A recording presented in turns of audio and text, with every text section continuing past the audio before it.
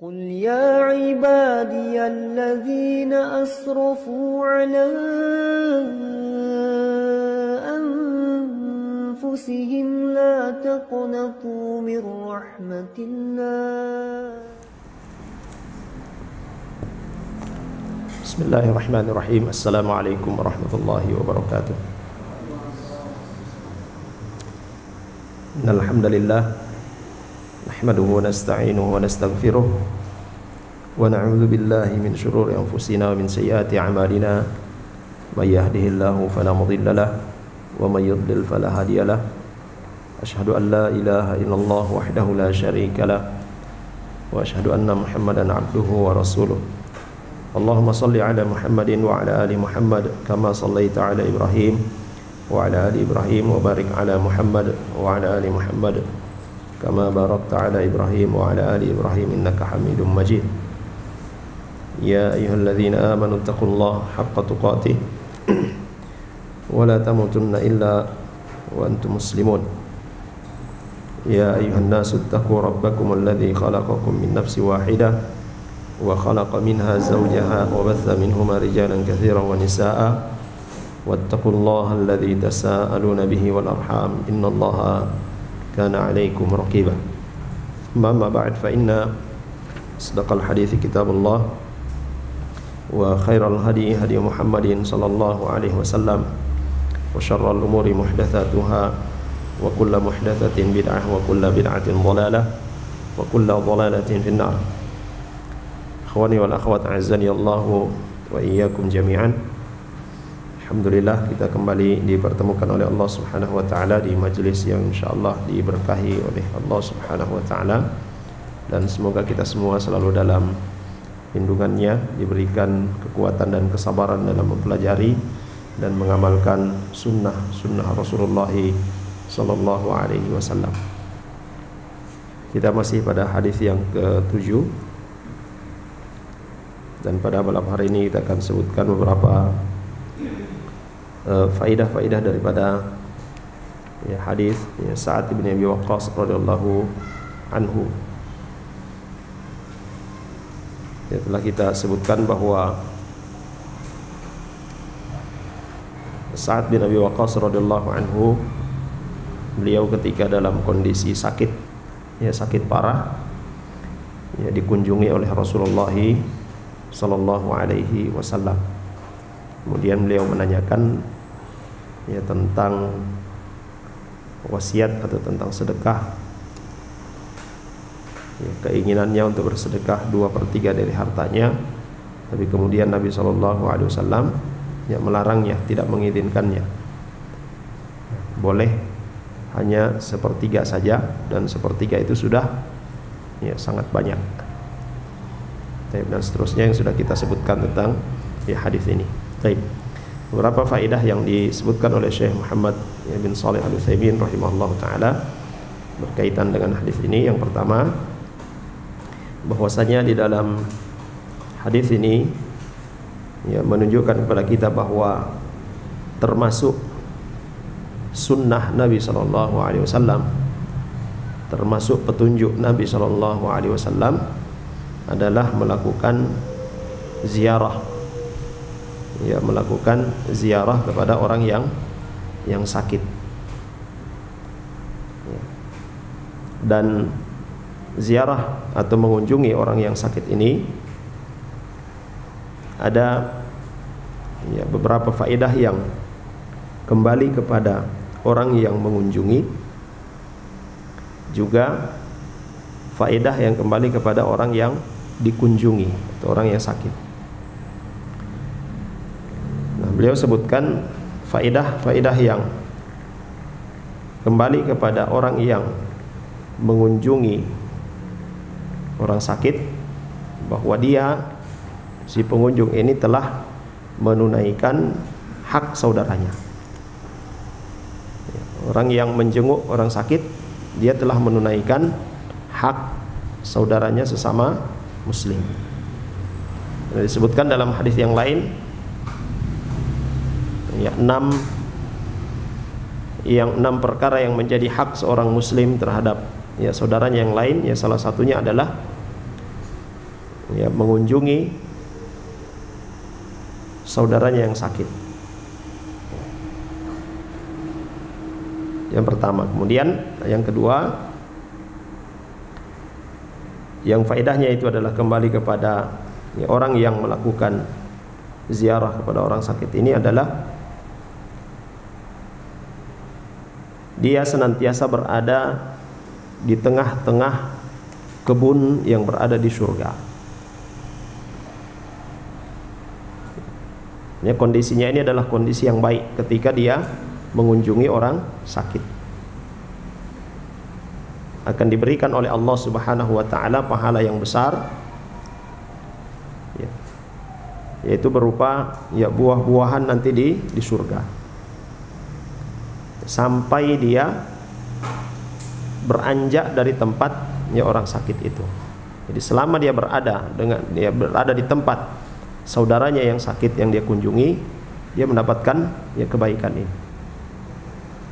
Ya, diberikan ya makanan buah-buahan ya di dalam surga Allah Subhanahu wa taala.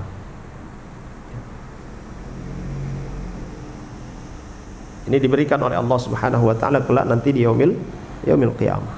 Ya. Ya, bahkan ada juga disebutkan di dalam riwayat dari Nabi sallallahu alaihi wasallam dalam hadis qudsi. Allah Subhanahu wa taala katakan, "Ya aku sakit dan engkau tidak mengunjungiku." Ya. Jadi di sini bukan Allah Subhanahu wa taala yang sakit, tetapi saudara kita sesama muslim yang sakit lalu kemudian kita mengabaikannya, kita tidak mengunjunginya. Ya, sehingga itu pahala yang besar yang Allah janjikan yang disebutkan oleh Nabi SAW kepada siapa saja yang menjenguk ya saudaranya yang dalam keadaan sakit. Faedah yang ketiga, ya, menjenguk orang sakit mengingatkan pada nikmat Allah Subhanahu wa taala, yaitu nikmat sehat. Ya, mengunjungi orang sakit mengingatkan ya pada nikmat Allah Subhanahu wa taala, yaitu nikmat sehat. Dan para ulama mengatakan bahwasanya takaran nikmat yang Allah Subhanahu wa taala ya berikan kepada kita tidak akan kita rasakan ya besarnya nikmat tersebut kecuali kita mengetahui lawannya. Ya, nikmat sehat kita tidak akan merasakan betapa besar nikmat sehat itu kecuali kita melihat orang yang dalam kondisi sakit. Dan merupakan kebiasaan para salafus saleh, kebiasaan Nabi SAW, kalau ada yang sakit dikunjungi. Salah satunya faedahnya ini, supaya mengingat nikmat Allah Subhanahu wa taala yang diberikan kepada kita, nikmat sehat.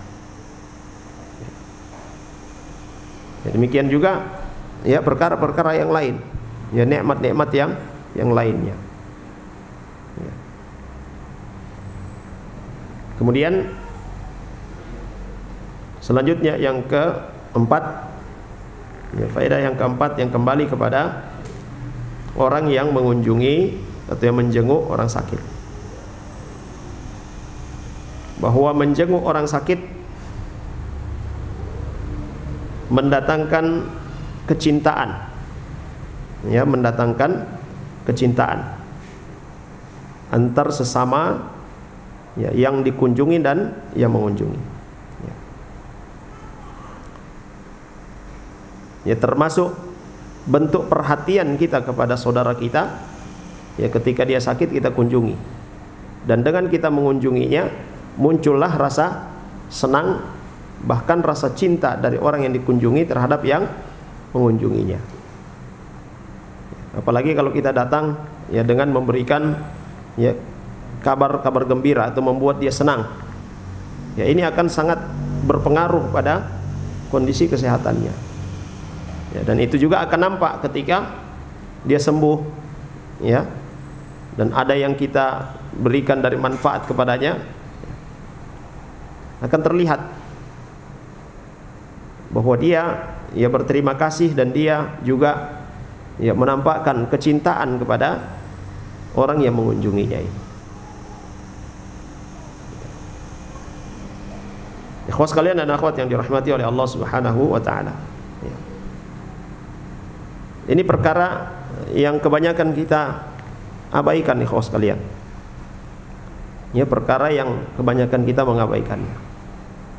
Padahal kebaikan-kebaikan dan pahala yang besar telah Allah Subhanahu wa taala siapkan bagi orang-orang yang menjenguk orang sakit.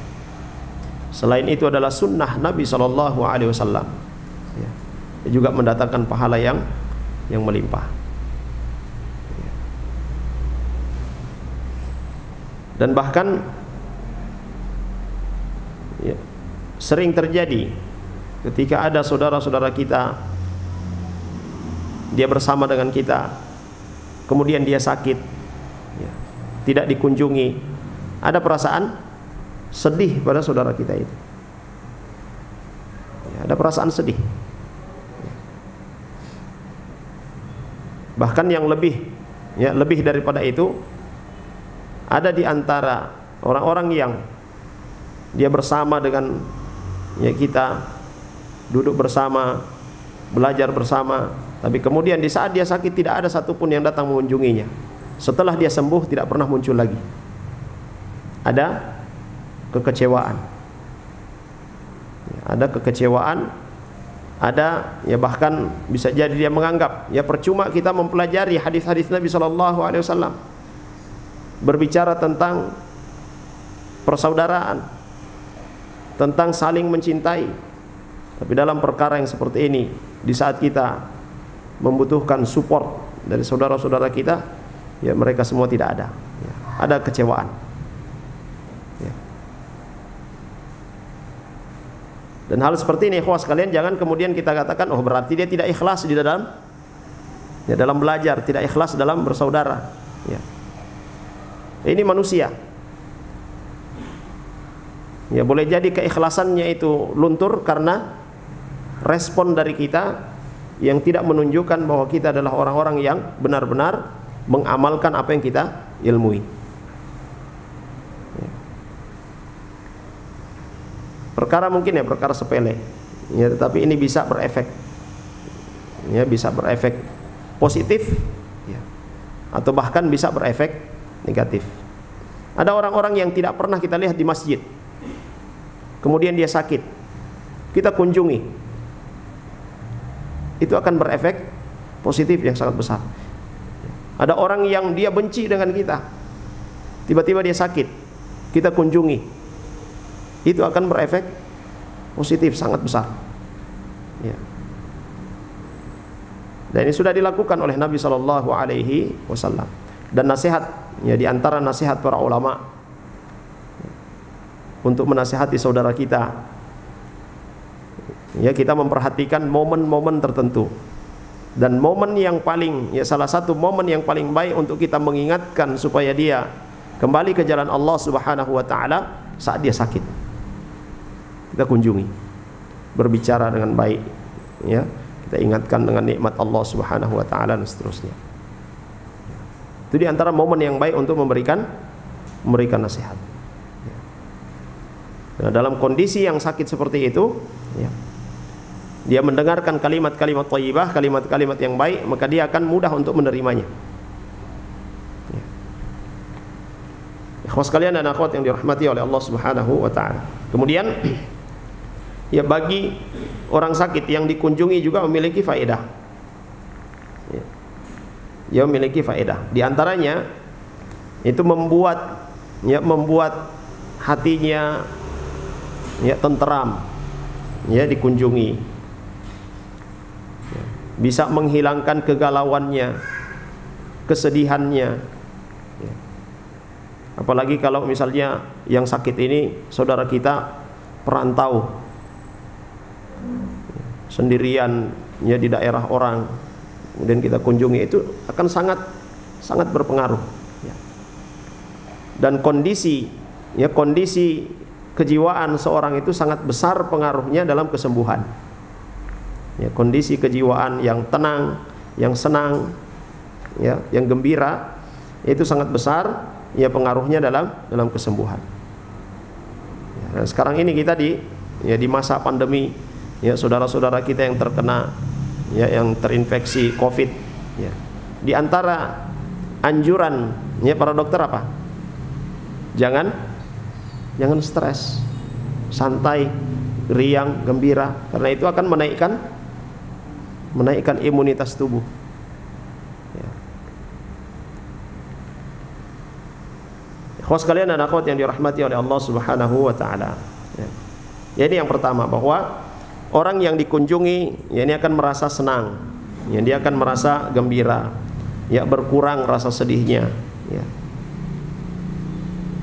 Ya, bahkan ketika ya orang yang mengunjungi ini adalah orang yang dia harapkan kedatangannya, ini lebih besar lagi faedahnya, akan cepat memberikan ya pengaruh ya positif kepada ya orang yang sakit ini.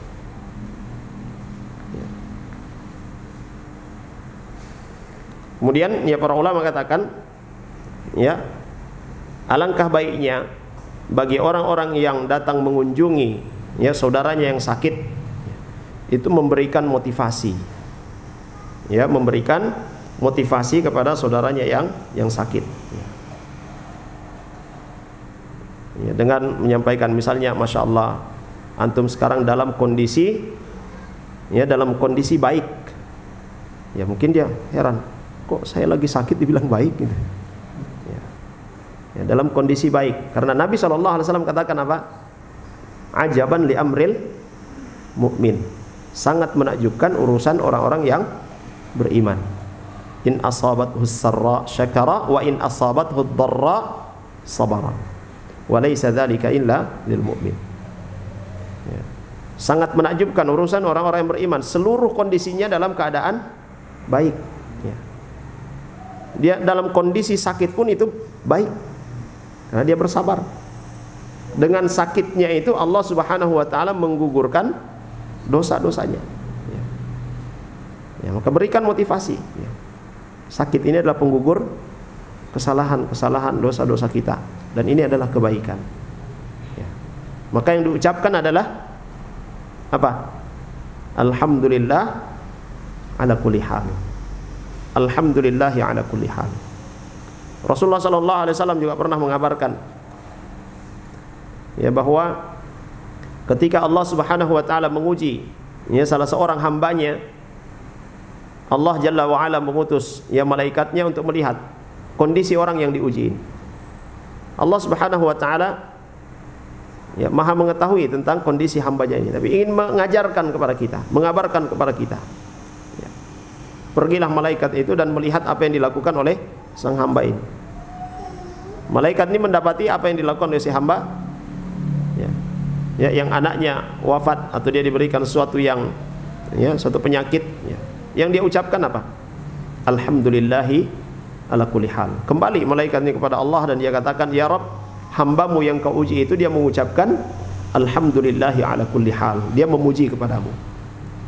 Maka Allah perintahkan kepada malaikat, ibni lahu baitan fil jannah, bangunkan baginya rumah di surga, wasammihi bi baitil hamd, dan beri nama rumah tersebut dengan rumah alhamd, rumah pujian. Ini kondisi orang-orang yang beriman, seluruh kondisinya dalam keadaan baik. Keucapan seperti ini ya, kita ucapkan, kita sampaikan juga kepada ya saudara-saudara kita yang kita kunjungi yang dalam kondisi ya sakit, ya. Bahwa engkau sekarang dalam keadaan baik, ya. Ya. Karena dengan penyakit ini Allah Subhanahu wa taala bisa mengangkat derajatmu. Allah Subhanahu wa taala yang menggugurkan ya dosa-dosamu. Ya. Ikhwas sekalian yang dirahmati oleh Allah Subhanahu wa taala. Kemudian juga bagi ya apa pengunjung, ya bagi apa yang menjenguk, ya, mengingatkan ya saudaranya ya supaya banyak beristighfar, ya banyak-banyak beristighfar kepada Allah Subhanahu wa taala, ya karena boleh jadi ya penyakit yang menimpa kita ini adalah ya balasan, adalah akibat dari ya dosa yang kita tidak sadari, ya. Maka kita banyak-banyak beristighfar kepada Allah Subhanahu wa taala. Ya. Ya tentu dengan bahasa yang enak didengar. Ya. Dan kita datang, kita tahu dia berdosa, banyak berbuat dosa, misalnya, sekarang nerasa, ya. So ini akibat dari perbuatan dosa yang kau lakukan. Ya, itu bukan menggembirakan dia, tapi justru ya tambah stres dia. Ya tambah stres, tambah sakit. Ya. Jadi dengan bahasa yang enak didengar. Sampaikan dulu ayat-ayat Allah Subhanahu wa taala. Ya hadis-hadis Nabi sallallahu alaihi wasallam, ya. Tidak ada yang menimpa kita kecuali yaitu adalah apa? Ya, hasil daripada perbuatan tangan kita sendiri. Ya maka kita ya bertaubat kepada Allah Subhanahu wa taala, beristighfar kepada Allah Subhanahu wa taala. Ya mungkin ada yang kita lakukan yang tidak kita sadari, beristighfar. Dan apa yang kita alami ini ya bisa menggugurkan ya dosa-dosa kita itu. Nabi SAW katakan, ya tidak ada sesuatu yang menimpa seorang mukmin, ya tidak ada sesuatu yang menimpa seorang mukmin, ya melainkan itu akan menggugurkan dosa-dosanya. Bahkan ketika dia tertusuk duri di jalan, ya dan dia bersabar dengannya, itu akan menghapuskan ya dosa-dosanya. Ya, ini bentuk takziah atau bentuk hiburan ya kepada orang yang sedang sakit. Ya. Dan yang perlu untuk selalu dikuatkan, tadi hadis Nabi sallallahu alaihi wasallam, ajaban li amril mu'min in asabathu sarra syakara wa in asabathu dharra sabara. Nah, walaysa dzalika illa lil mu'min, ya. Ikhwas sekalian dan akhwat yang dirahmati oleh Allah Subhanahu wa taala. Kemudian juga para ulama mengatakan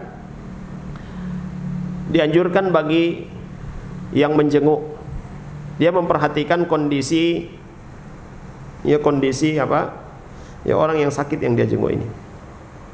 Apabila kelihatan tanda-tandanya dia berharap, ya kelihatan tanda-tandanya dia berharap untuk dibacakan ruqyah, maka bacakan. Jangan menunggu dia meminta. Ya, jangan menunggu dia meminta. Ya. Ya karena ya, untuk meminta di ruqyah itu ada hadis Nabi sallallahu alaihi wasallam ya yang ya menyebutkan bahwa di antara orang-orang yang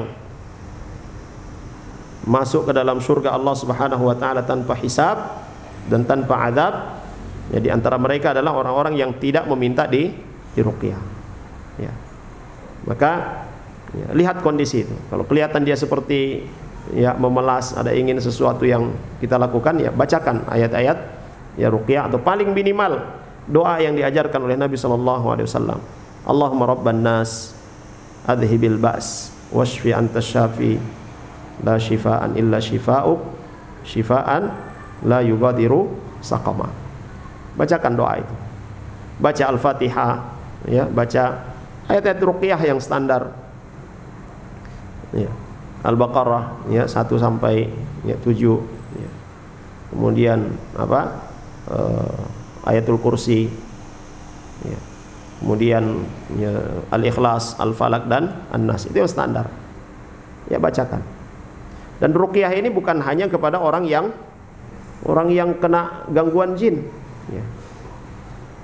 Ya, Imam Ibnu Qayyim rahimahullah taala beliau sebutkan bahwa salah satu bentuk kita menghajar Al-Quran, ya salah satu bentuk kita memboikot Al-Quran adalah kita tidak berobat dengan Al-Quran. Itu adalah merupakan salah satu bentuk al-hajar bil Quran. Ya, dalam Al-Quran dalam surah Al-Furqan, ya orang-orang yang di hari kiamat nanti mereka menyesal, ya karena mereka telah memboikot Al-Quran. Mereka tidak mempelajari Al-Quran, ya tidak mengamalkan Al-Quran. Sehingga beliau katakan salah satu bentuk al-hajru bil Quran, yani la yatadawa atau la yastashfi bil Quran. Ya tidak mengharapkan kesembuhan dengan Al-Quran. Jadi di sini meruqyah. Ya. Dan bagi setiap muslim ketika dia tertimpa penyakit,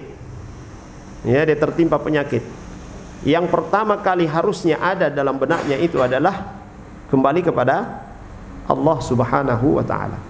Yang dia ingat pertama kali itu adalah Allah Subhanahu wa taala. Allah yang memberikan kesehatan, Allah yang menurunkan penyakit, dan Dia pula yang memberikan kesehatan. Ya. Maka Dia melakukan pengobatan sebagaimana ya pengobatan Nabi sallallahu alaihi wasallam itu dengan bacaan ayat-ayat Al-Qur'an. Jibril alaihissalam ya pernah meruqyah Nabi sallallahu alaihi wasallam. Ya.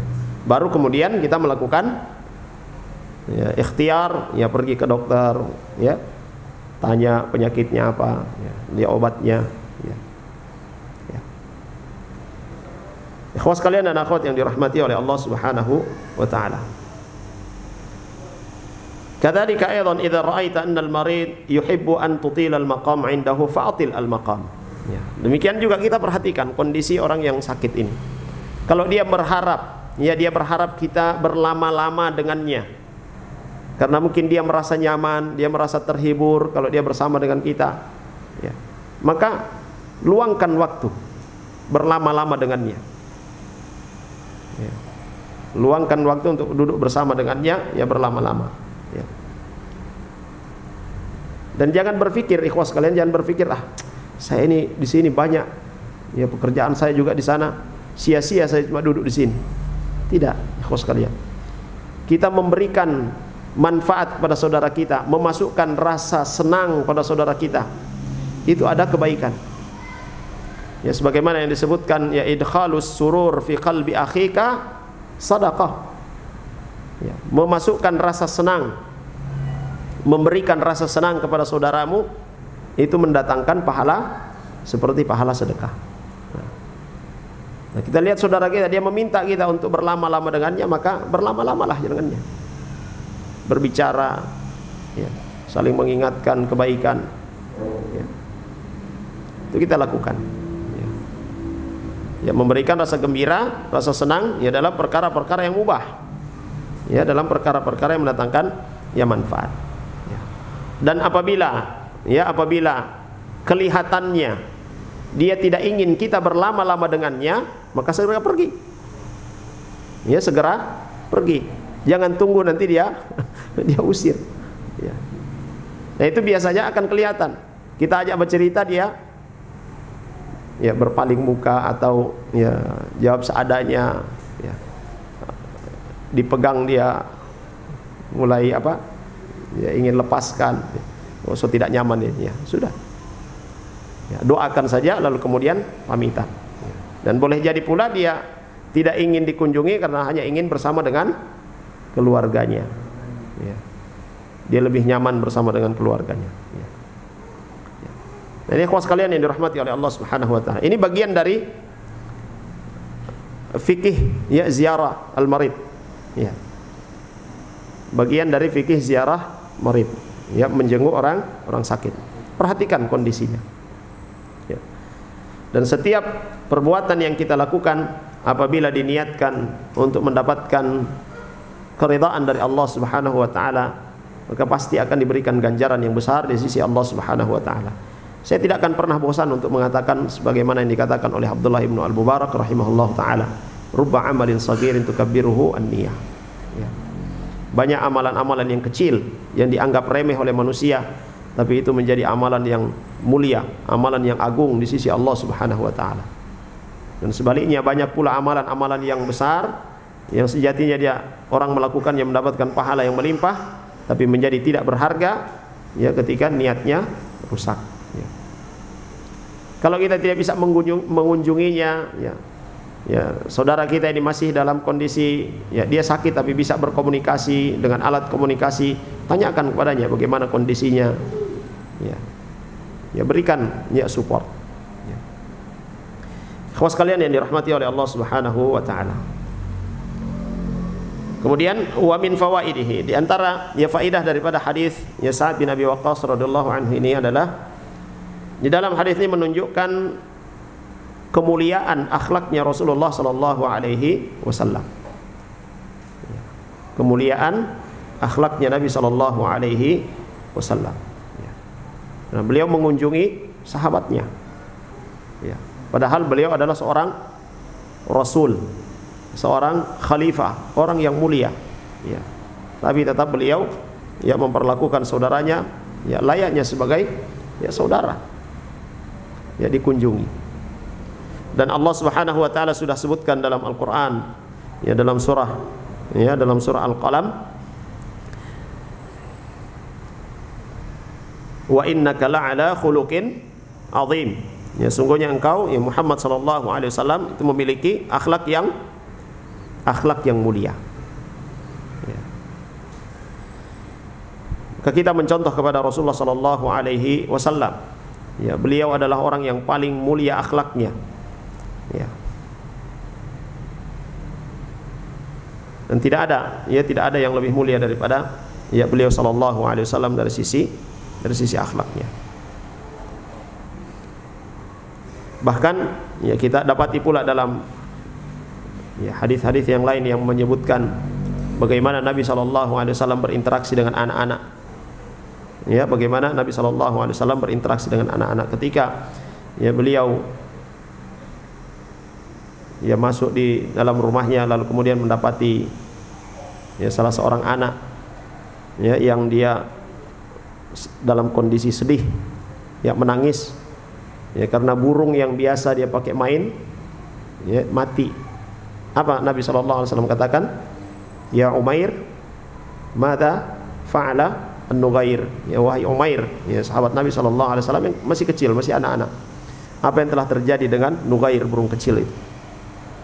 Ya, Imam Asy-Syafi'i rahimahullah taala beliau katakan, ya salah satu ya faedah dari hadis ini adalah menunjukkan ya kemuliaan adabnya Rasulullah sallallahu alaihi wasallam itu menyapa anak-anak, ya anak-anak kecil, menghibur anak-anak kecil.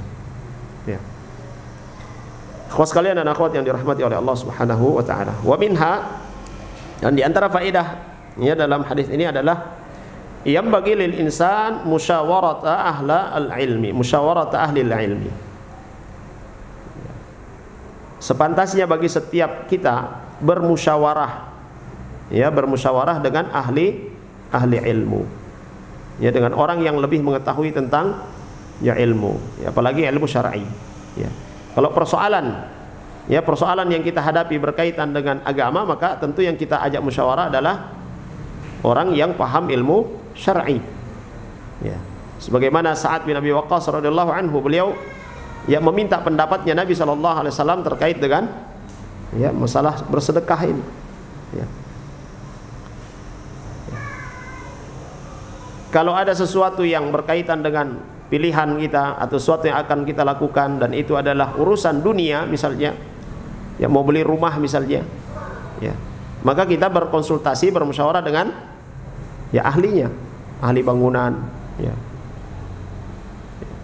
Mau beli mobil misalnya, berkonsultasi, bermusyawarah dengan ya ahli mesin, ya. Ya. Mau pergi mancing misalnya, ya bermusyawarah dengan yang ahli mancing. Ya. Orang yang tahu kondisi laut, gitu.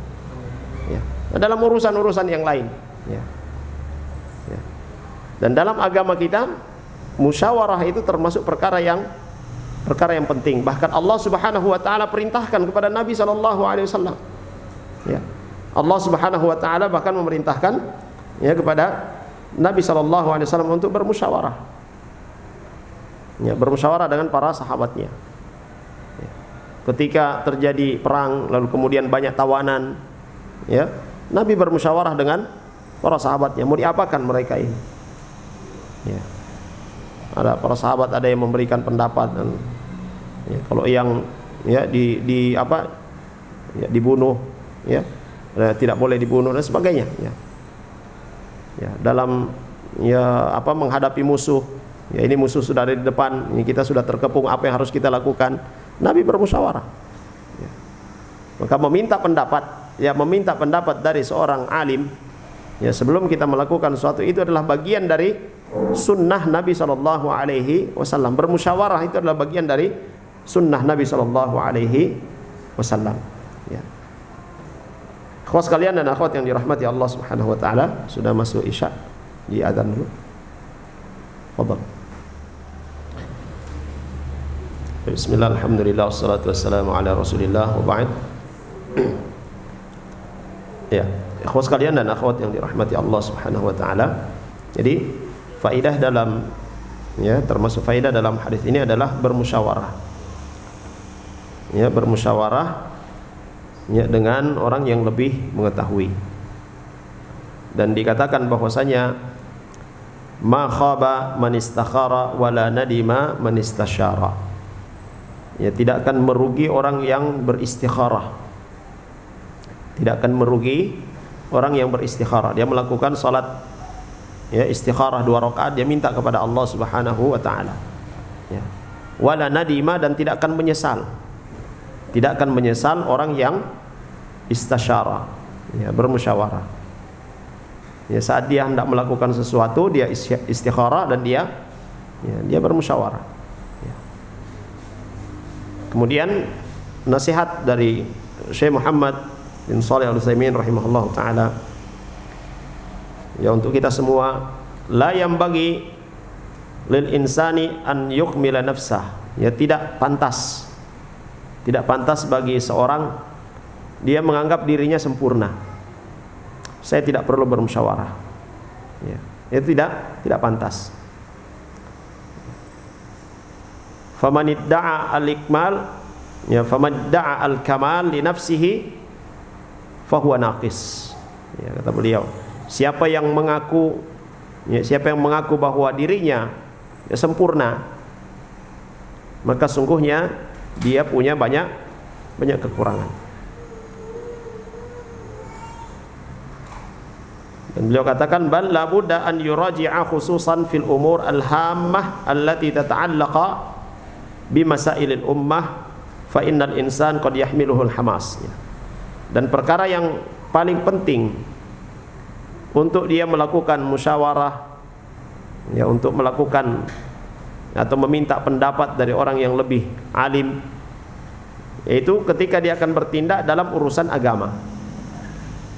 Dia akan bertindak dalam urusan agama. Karena boleh jadi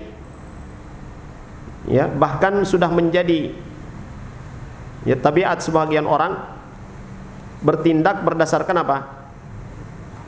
Semangat. Semangat yang tinggi, lalu kemudian dia bertindak. Karena pengaruh apa? Pengaruh atifah, perasaan, pengaruh perasaan, kemudian dia bertindak.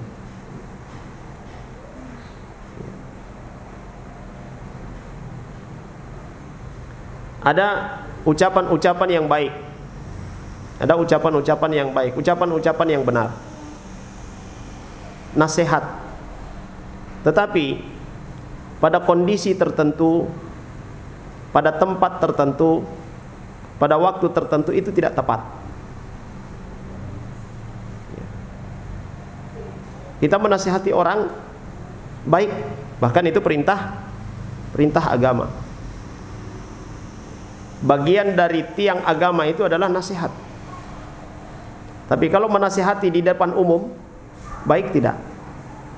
Tidak baik. Ada satu orang yang melakukan kesalahan, langsung kemudian sini kamu, berdiri sini, langsung kemudian dinasihati. Itu bukan menasihati, tapi itu justru menghinakan, menjatuhkan.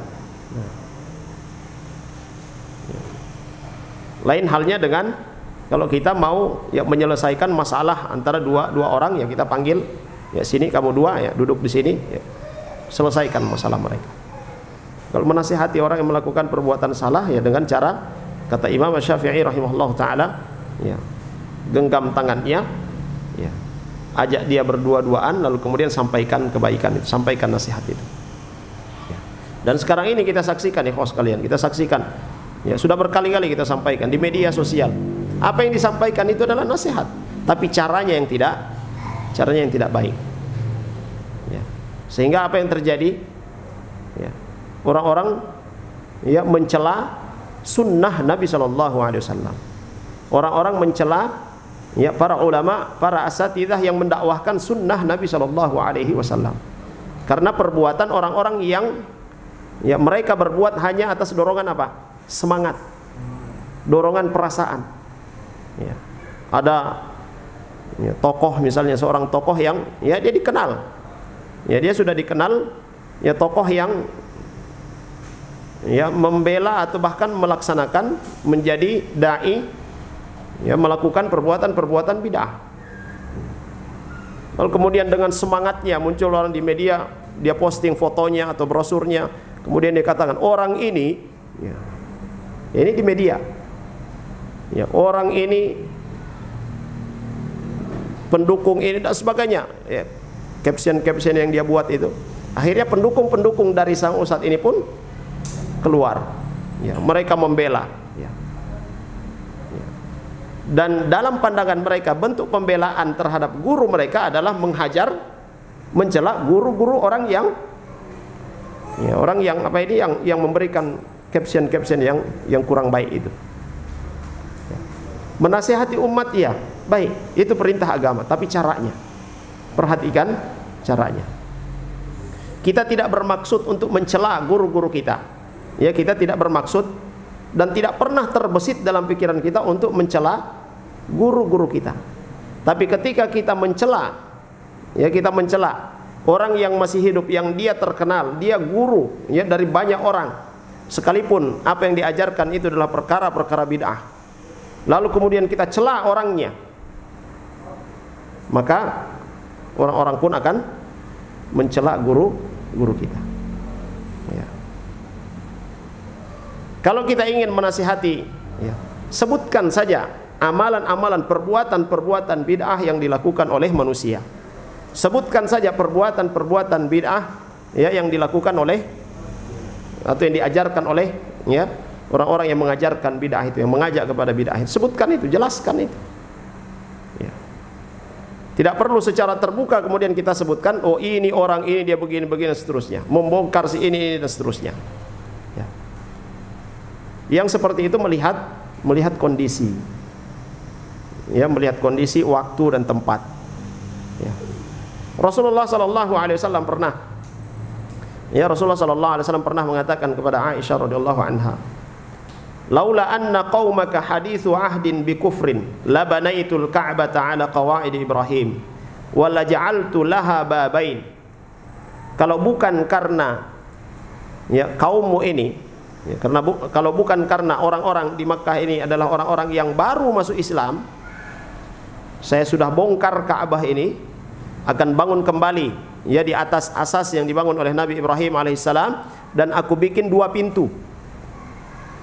Ya. Tapi Nabi SAW tidak melakukannya. Pertimbangannya apa? Orang-orang ini hadithul ahdi, orang-orang yang baru beriman kepada Allah Subhanahu Wa Taala.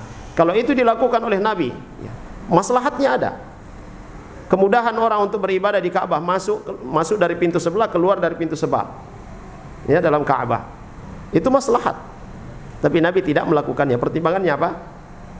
Hadithu ahdin. Kalau dilakukan itu bisa menjadi fitnah. Ya.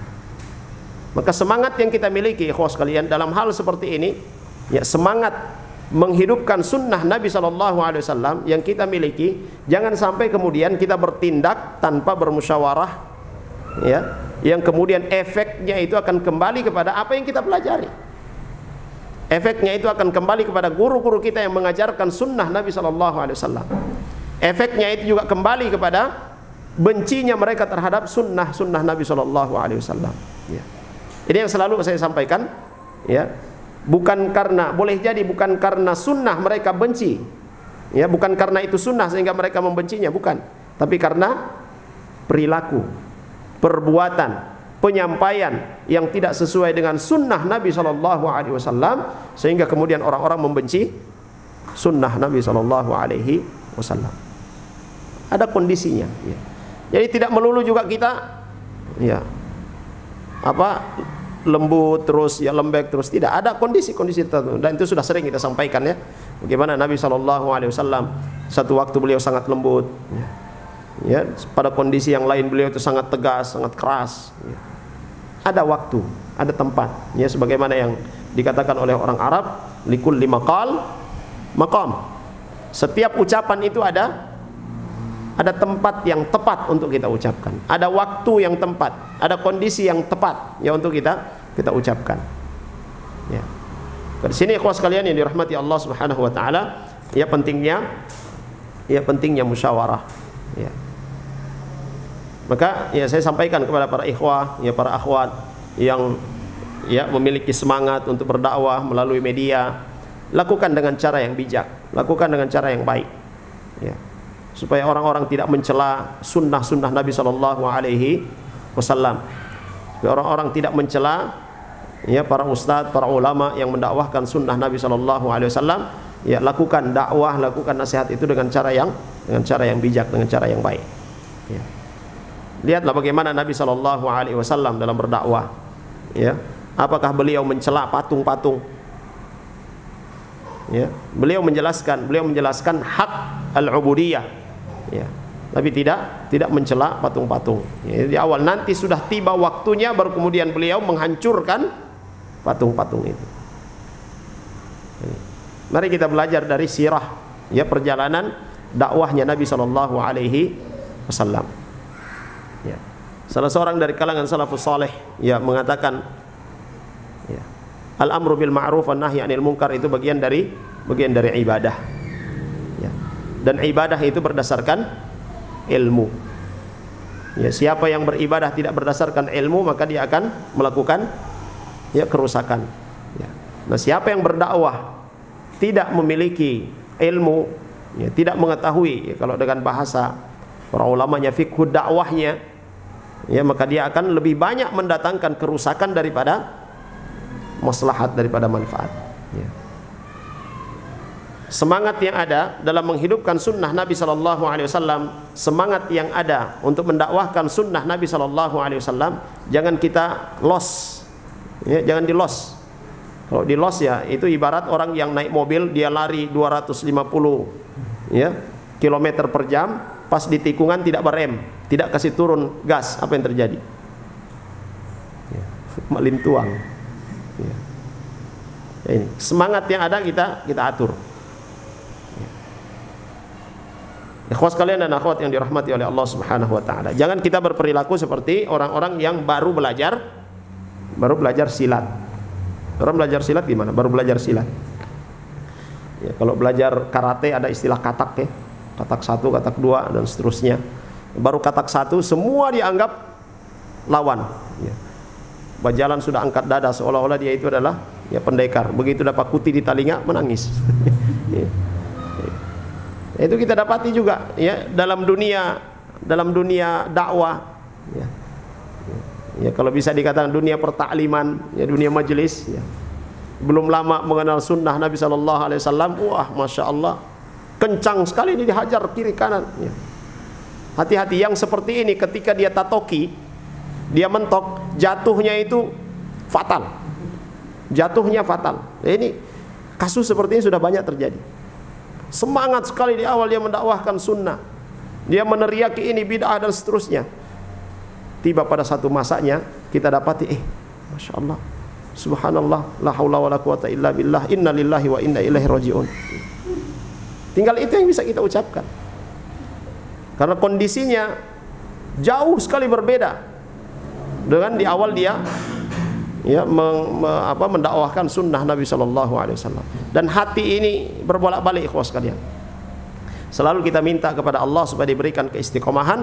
Semangat yang kita miliki itu kita jaga ya, jangan dibiarkan dia lepas. Bermusyawarah dengan orang-orang yang memiliki ya kapasitas keilmuan yang cukup ya sebelum kita ya melakukan tindakan-tindakan ya apatah lagi ya dalam urusan ya agama kita. Rasulullah Sallallahu Alaihi Wasallam sebagaimana yang tadi kita katakan diperintahkan oleh Allah Subhanahu Wa Taala untuk bermusyawarah. Ya, ini dalam surah Ali Imran ayat 159. Allah perintahkan wasyawirhum fil amri ya, dan ya bermusyawarahlah ya dengan mereka dalam urusan kalian. Fa idza azamta fatawakkal 'ala Allah. Dan kalau sudah berazam maka bertawakallah kepada Allah. Ya. Jadi Nabi Sallallahu Alaihi Wasallam orang yang paling tajam analisanya, orang yang paling ya kuat ya dalam ya berpendapat, dalam ya pandangan tapi tetap diperintahkan oleh Allah Subhanahu wa taala untuk bermusyawarah, ya. Baik, ikhwas sekalian dan akhwat yang dirahmati oleh Allah Subhanahu wa taala.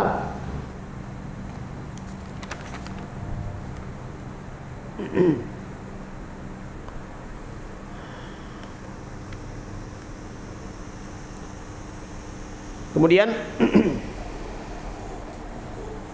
beliau juga mengatakan, al-insanu rubbama ta'khudhuhu al-'atifah fayandafi'u wa yaqulu hadza lillahi hadza ana sa'af'aluhu.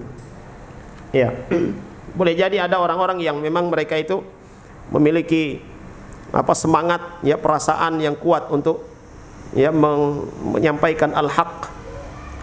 Ya, ditambah lagi, ya, ucapan atau sabda Nabi sallallahu alaihi wasallam dalam Al-Qur'an, jangan pernah takut dengan celaan orang-orang yang mencela. Ya, ucapan Nabi sallallahu alaihi wasallam, ya, qulil haq, katakan yang benar. Ya, sekalipun itu, ya, pahit, ya, maka saya akan menampakkan ini. Ya, saya akan menampakkan al-haq ini. Ya. Tidak ada yang bisa menghalangiku. Ya. Tapi kemudian ketika dia bertindak, hasilnya adalah, ya, hasil seperti yang tidak dia harapkan, ya. Dan ini akan membuat dia futur. Nah, itu yang berbahaya. Wal ghalibu anna alladhi yuhaqqimu al-'atifah wa yattabi'u al-'atifah wa la yanzuru lil 'awaqib wa la lin nata'ij wa la yuqarinu baina al-umur. Ya, la yuqarinu baina al-umur al-ghalib annahu yahsulu ala yadayhi min al-mafasid ma la ya'lamuhu illa Allah azza wa jalla ma'a anna niyyatahu tayyibah wa qasduhu hasan lakin lam yuhsin an yatasarraf. Ya. Beliau katakan bahwa orang-orang yang bertindak, ya, berdasarkan perasaan, berdasarkan semangat belaka, yang tidak memperhatikan dampak akhir dari apa yang dia lakukan itu, ya, tidak memperhatikan masalah, ya, mana yang lebih maslahat, ya, mana yang lebih besar maslahatnya, ya, maka itu akan berujung dengan sesuatu yang, ya, sesuatu yang buruk. Ya. Ini yang biasa kita sebut dengan bekerja atau bertindak serampangan, ya, bertindak serampangan. Dan ini tidak baik. Ya, tidak baik dalam agama kita. Sekalipun niat untuk melakukannya adalah niat yang baik, tapi cara yang tidak baik itu bisa merusak. Dari niat dia mungkin mendapatkan kebaikan. Ya, dari niatnya melakukan, ya, tindakan tersebut dia mendapatkan kebaikan. Tetapi, ya, hasil daripada yang dia lakukan itu justru mendatangkan kemudaratan yang besar. Dan beliau katakan sini, ya, li'anna hunaka farqan baina husni niyyah wa husni tasarruf. Ya, baiknya niat dengan baiknya tindakan itu berbeda. Ada orang yang memiliki niat yang baik, tetapi tindakannya tidak baik. Ya. Ada orang yang punya tindakan yang baik tapi niatnya tidak baik. Ya. Nah, seorang muslim dalam bertindak, dua ini dia perhatikan, niat baik, juga cara dia melakukan perbuatan tersebut dengan cara yang baik, ya, sehingga dia dapatkan adalah kebaikan yang sempurna. Fal insanu yuhmadu ala husni niyyatihi lakin qad la yuhmadu ala su'i fi'lihi. Ya. Dan orang-orang yang melakukan sesuatu, ya, bisa saja dia dipuji dari sisi niatnya yang baik. Ya, sebagaimana yang pernah kita sebutkan Syekhul Islam Ibnu Taimiyah rahimahullahu taala, ya, berkaitan dengan niatnya orang-orang yang melakukan perayaan Maulid Nabi. Ya. Apa kata beliau rahimahullahu taala? Mereka memiliki niat yang baik, yang bagus. Ya, boleh jadi mendapatkan pahala darinya. Apa niat mereka? Hubbun Nabi sallallahu alaihi wasallam, kecintaan kepada Nabi sallallahu alaihi wasallam. Itu niat yang baik. Ya. Dan boleh jadi mereka mendapatkan pahala darinya. Tetapi mengekspresikan cinta dengan cara yang tidak baik itu mendatangkan mudarat, mendatangkan dosa. Tasyabbuh bil kufar, menyerupai orang-orang kafir. Ya. Dan sini beliau katakan, ya, boleh jadi orang dipuji karena niatnya yang baik, tetapi karena cara pelaksanaan yang tidak baik, maka dia tidak dipuji dari sisi ya caranya itu. Baik, ikhwas sekalian yang dirahmati oleh Allah Subhanahu wa taala. Ya. Ini kita perhatikan, ya, kita perhatikan dengan baik. Ya, semoga Allah Subhanahu wa taala ya memberikan ya taufik kepada kita semua untuk mempelajari sunnah-sunnah Nabi sallallahu alaihi wasallam, mengamalkan sunnah-sunnah Nabi sallallahu alaihi wasallam, menyampaikan ya sunnah-sunnah Nabi sallallahu alaihi wasallam sesuai dengan sunnah Nabi sallallahu alaihi wasallam, ya. Agar supaya orang-orang mencintai ya sunnah Nabi sallallahu alaihi wasallam, tidak membenci sunnah Nabi sallallahu alaihi wasallam karena perbuatan kita yang tidak mengikuti sunnah Nabi sallallahu alaihi wasallam. Baik, ikhwas sekalian yang dirahmati oleh Allah Subhanahu wa taala, saya kira bahasan kita pada malam hari ini kita cukupkan di sini. Mudah-mudahan Allah Subhanahu wa taala memberikan kebaikan kepada kita semua, dan semoga Allah Subhanahu wa taala memberikan kesembuhan kepada saudara-saudara kita yang sedang diuji dengan ya penyakit, dan Allah Subhanahu wa taala ya melindungi kita semua dari berbagai macam ya penyakit. Baik, ada pertanyaan? Cukup ya. Kita akhiri dengan doa kafaratul majlis. Subhanakallahumma bihamdik, asyhadu an la ilaha illa anta astaghfiruka wa atubu ilaik. Sallallahu ala nabiyyina Muhammad wa ala alihi wa sahbihi wasallam. Alhamdulillahirabbil alamin. Assalamualaikum warahmatullahi wabarakatuh. قل يا عبادي الذين أسرفوا على أنفسهم لا تقنطوا من رحمة الله